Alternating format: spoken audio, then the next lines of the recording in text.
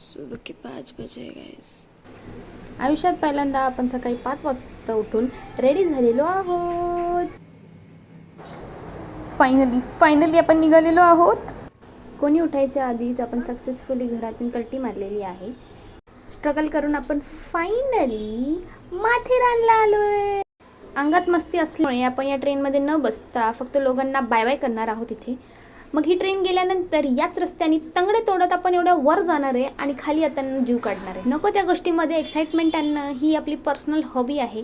तर of course train बघून मी खूप खुश झालेली आहे. आणि अशा या रस्त्याने आपण पेंग्विन्ससारखं चालत निघालो आहोत.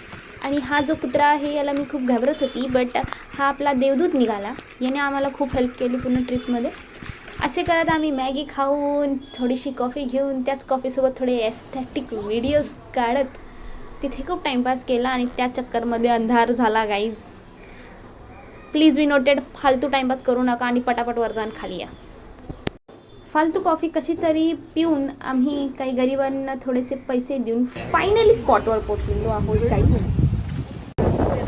एवढा छान व्ह्यू होता गाईज, एवढा छान की असं वाटत होतं की मी जाऊन जीव देऊ तिथे. एवढी मस्त पाऊस, एवढा मस्त तो धबधबा, एवढी भारी ती हवा. पण पहिल्याच ट्रिपला जर जीव दिला तर आयुष्यात परत कधीच नाही पाठवणार, म्हणून मी गपचूप घरी निघून आले.